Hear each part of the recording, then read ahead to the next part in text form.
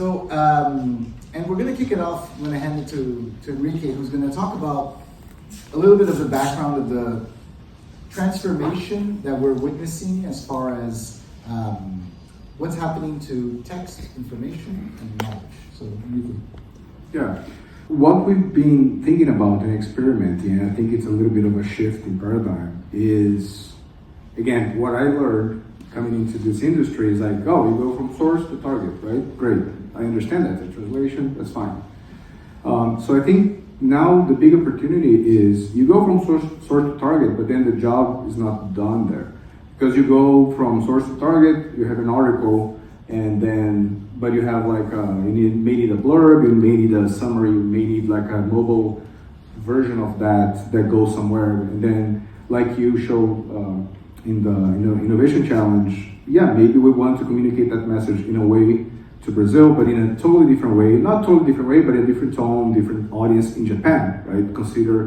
So really being able to super target or micro target to your audience based on, so you go from source to target to target to target to target, so you keep iterating on target, right?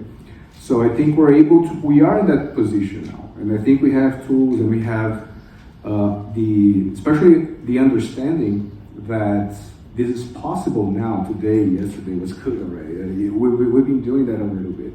There is a lot of anxiety and tension in our industry because our AI is going to replace everybody, blah, blah, blah. I don't think it will never be radical. I don't think it's like that. And I think there is a lot of possibility for applying that creativity in the workflows, right? And I think the possibilities are there. Maybe, for example, for me, for a personal experience for the first time, because there's a file that I use to test the system all the time. It has a good amount of words, blah, blah, blah. It's all the places you go from Dr. Seuss. It's banned in Florida, by the way. And but it's a very creative text. It's very fantasy, kids, their context. And for the first time using what we've been developing, I used the file test with machine translation, and of course it was never good. For the first time I was like, oh, this is actually interesting. Now finally you can really get to something. So the point is, personally, it was the first time that I saw myself being useful in making that, a valid translation to my native language, Portuguese, right? So I think, and this is a personal opinion, but I think that we have been in this industry a little too attached to the idea of quality, or at least the word quality, and I think it is. It has put us kind of in a box where we are restricted by the rules and frameworks that we built, and we kind of lose track of what we're trying to do, which is to enable access, to engage with marketing specifically, to engage with the audience with the view of delivering good experience and to generate revenue. We're not doing this for fun. So I think that context is extremely important, and so I've stopped as much as possible talking about quality and moved towards words like engagement, like language experience, product experience, and also something that I use a lot on my team is the idea of fit for purpose. What is the experience fit for the purpose that it's built for? Are you achieving the goal that you had when you started engaging with this tool, with this content? If the answer is yes, your quality is good. I imagine writing a headline for an ad and spend 2 full weeks, 10 hours a day on one headline. That's how I came into the business. And then you will come up with stuff that's like very creative.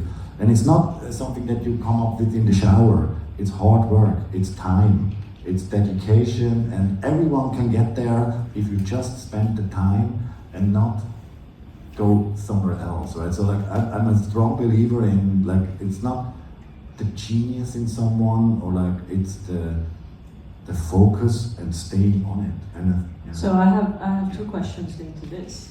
One, everybody in this room is thinking the local team gets a day to do this, and the vendor is paid an hour if you're lucky, otherwise it's per word.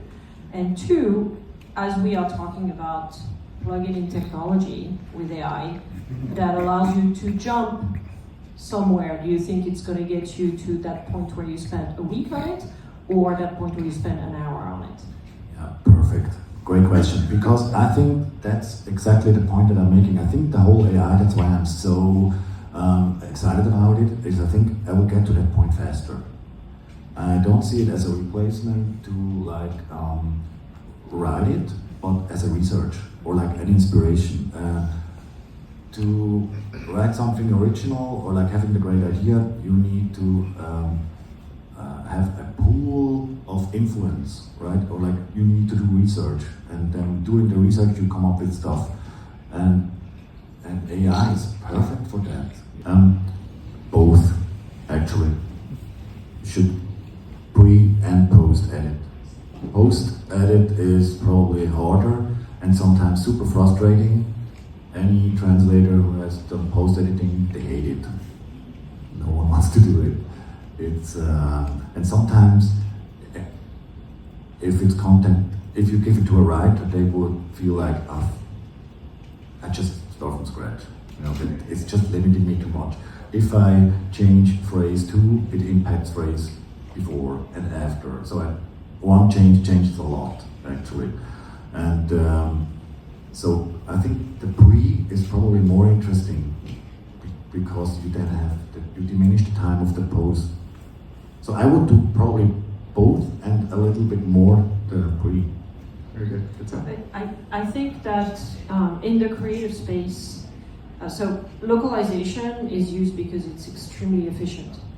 You know, it costs a lot less to localize and translate than to recreate. You know, this is why we dub movies instead of recreate them. Sometimes we make remakes, but it costs a lot more money to do that. But I think with creative copy, we now have, or we will soon have, a tool that allows us to, we were talking about it, skip the source, just go straight to the idea and the message, and jump to that end of second week where we have something where we can work with.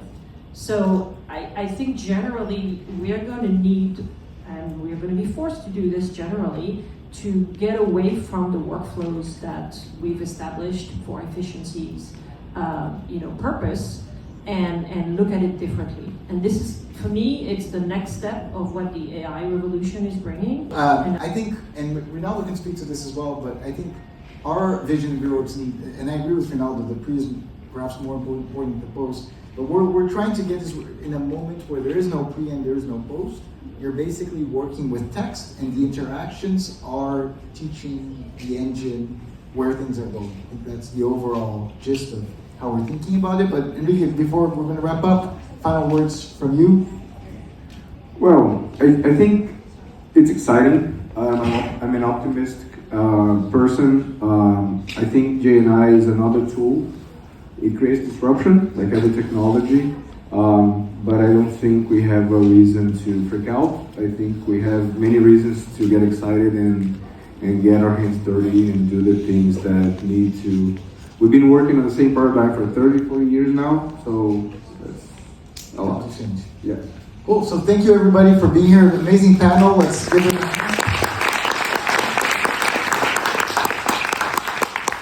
Thank you so much.